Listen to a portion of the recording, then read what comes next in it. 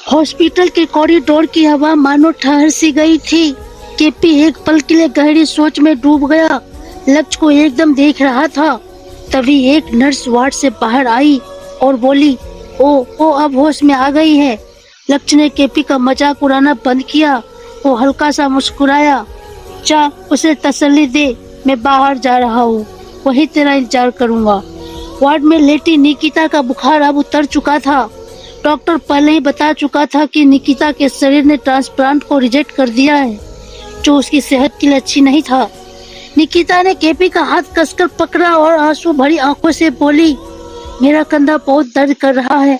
मुझे डर है कि मेरे पास अब ज्यादा वक्त नहीं बचा। क्या तुम जल्द से जल्द मुझसे शादी कर सकते हो? केपी की आंखें और गहरी हो गई। उसने हाथ उठाकर निकिता के बालों को सहलाया और कहा, ठीक है, हम जल्दी शादी कर लेंगे। उसके हाँ कहने से निकिता को जैसे सुकून मिला। वो उसकी बाहों में झुक गई। उसका सिर केपी की छाती से टकरा रहा था।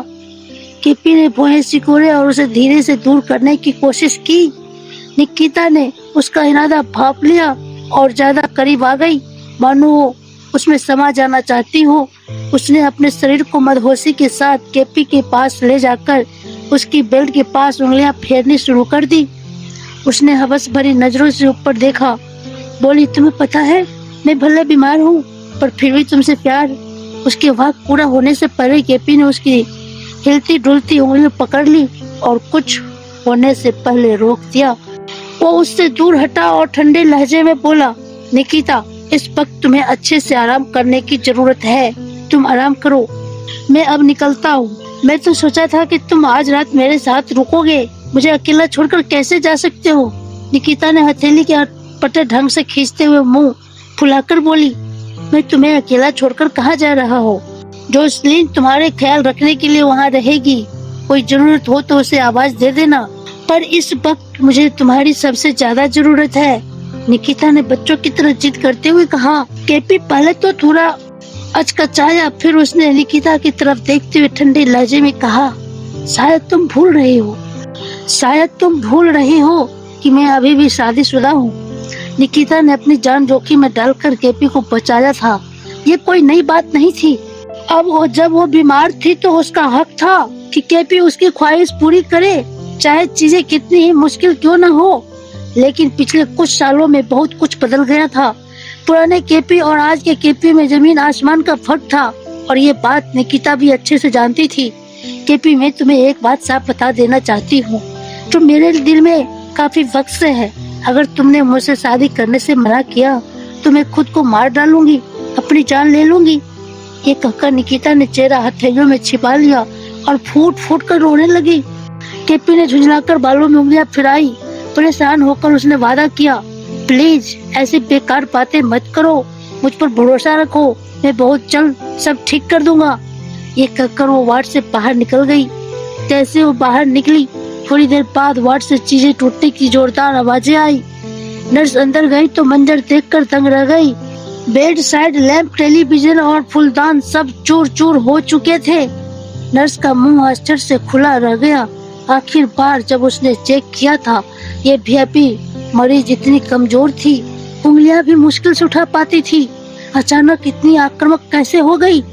नर्स इन सोचों से डूबी खड़ी थी, तभी तेज आवाज आई। एक गिलास उसके चेहरे की तरफ उड़ता हुआ आया। जैसे वो गिलास उसको लगने ही वाला था, जोसलिन जो अभी अभी अंदर आई थी, नर्स को धक्का देकर बचा लिया। गिलास दीवार से टकराया, टुकड़े टुकड़े हो गया। नर्स ने डर से अपनी छाती पकड़ ली और हाँफने लगी। निकिता, जोसलिन जिसका काम निकिता की हर छोटी बड़ी जरूरत को ख्याल रखना था, वो आगे बढ़ी और गुस्से से भरी निकिता को रोकने की कोशिश की। उसने निकिता को पकड़ा और नर्स की तरफ देखा, जो धीरे धीरे घुटनों के बल बैठ रही थी। यहाँ से जाओ। जोसलिन लंबे बक्स से कपूर फैमिली की नौकरानी थी और तब से निकिता की देखभाल कर रही थी जब वो छोटी सी बच्ची थी। नर्स के भागते ही जोसलिन ने दरवाजा अंदर से लॉक किया और निकिता के पास गई और उसकी कलाई धीरे से पकड़ी।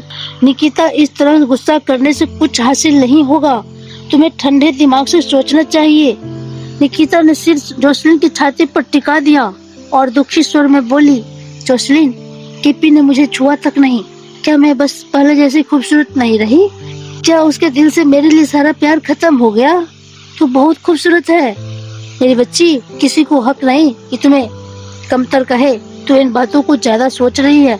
केपी तो तुझ पर फिदा है, वो तुमसे प्यार करना कैसे छोड़ सकता है? पर उसने मुझे छूने से मना कर दिया और वो उस कमीनी के साथ बार बार बिस्तर गर्म करता रहता है, उसके साथ रातें बिताता है, रंगेलियां मनाता है। ये कहकर निकिता ने तकिए के नीचे से ढेर सारी तस्वीरें निकाली और फर्श पर फेंक दी।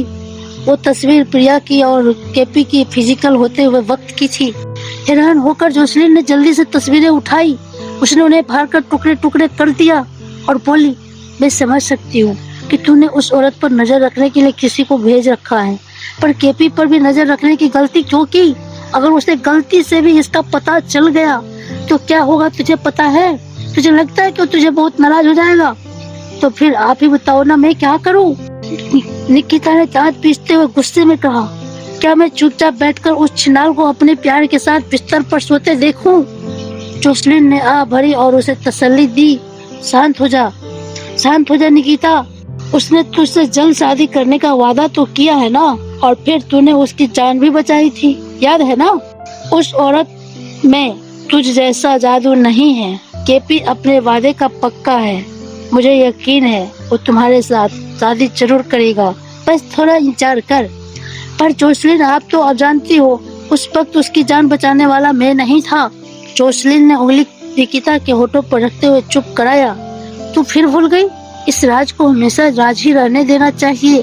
तुझे बस यही कहना है कि तूने केपी की जान बचाई थी, समझी?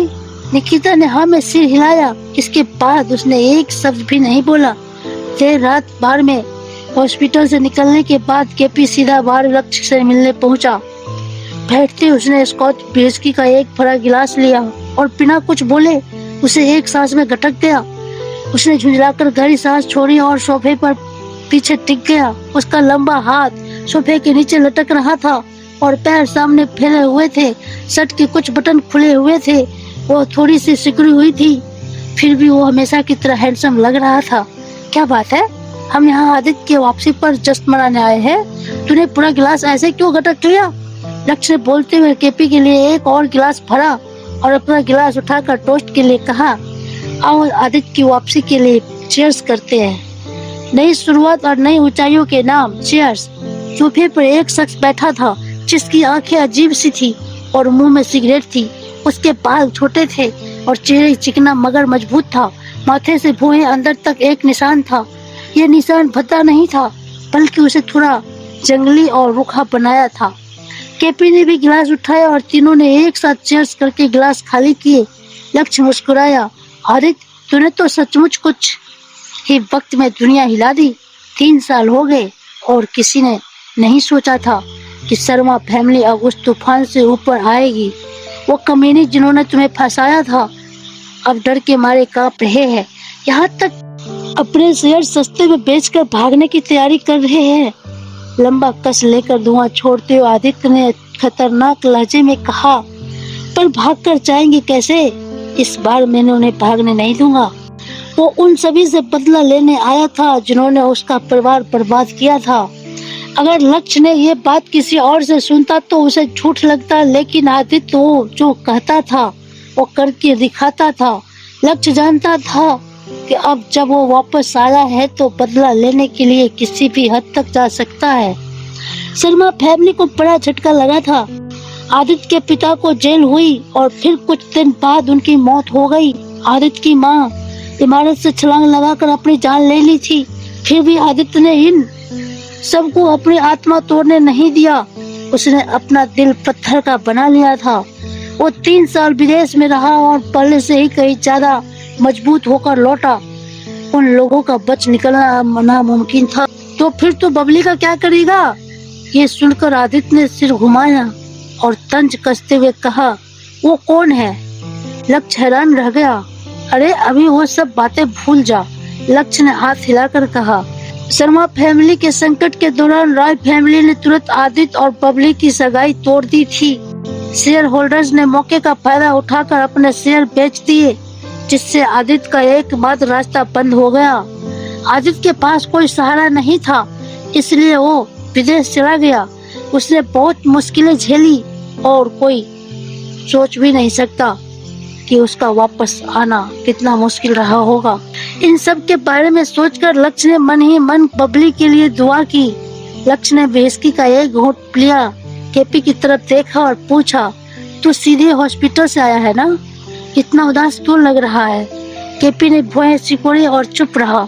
ये देखकर लक्ष्य सब समझ गया और हल्का सा मुस्कुराया, बोला, निकिता ने तुमसे तलाक लेने की कहा है ना? केपी ने झुंझलाकर सिर हिलाया। सब जानते थे कि निकिता क्यों लौटी थी। जिस तरह से केपी पहले निकिता का ख्याल रखता था, लक्ष्य को लगता था कि प्रिया को तलाक देना उसके लिए कोई बड़ी बात नहीं होगी, लेकिन ऐसा लगता था कि मामला वैसा नहीं था। लक्ष्य ने आंखें सिकोड़कर केपी को देखा और बोला, अगर तू तलाक नहीं देना चाहता तो मत दे। प्रिया भी बेबी तो अच्छी ही है, हर तरह क्या मसला है?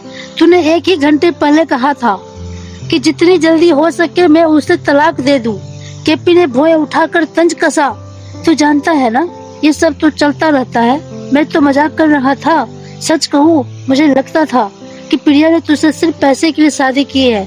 ये जानकर हैरानी हुई कि वो तुमसे सचमुच प्यार करती है। कितनी बेवकूफ औरत है वो। केपी के कंधे झुक गए। उसने कहा, निकिता कह रही है कि वो अब और इंतजार नहीं कर सकती। क्या अफसोस की बात है, पर प्रिया भी तो खूबसूरती की बला है और दिल की भी अच्छी है। उसे तुझसे बेहतर कोई भी आदमी आसानी से मिल जाएगा। लक्ष्य ने सिर हिलाते हुए कहा और अपने ड्रिंक का मुंह घोंट लिया। केपी ने लक्ष्य की तरफ घुरकर देखा, जैसे उसे नजरों से ही कच्चा चबा जाना चाहता हो। झुंझलाकर उसने एक सिगरेट निकाली और होठों के बीच दबा ली। लक्ष्य ने बात जारी रखी, कुछ देर पहले पार्टी में मेरा दोस्त था जिसे प्रिया पसंद आ गई। उसने मुझसे कहा कि मैं उसकी सेंटी करवा दूं। तो उसका चेहरा देखता। जब मैंने बताया कि प्रिया शादीशुदा है, बेचारा का मूड ही खराब हो गया। केपी ने लाइट बंद किया और गंभीर लहजे में बोला, अपने उस दोस्त को बोल दे कि मेरी पत्नी पर अपनी गंदी नजर फिर न कभी डाले। तुझे क्या फर्क पड़ता है? तूने तो तलाक लेने वाले हो। अभी हम शादीशुदा है। मैं किसी को उस पर नजर डाले नहीं दूंगा। केपी को थोड़ी देर घूरने के बाद लक्ष्य ठहाका लगाकर हंसा और हल्के से बोला, वाह यार, ऐसा लगता है उस औरत ने तुझ पर कोई जादू तो जरूर किया है। दोस्तों, आगे क्या होगा बताएंगे नेक्स्ट पार्ट में। अगर कहानी सुनना आप लोगों को पसंद है तो चैनल को सब्सक्राइब जरूर करें।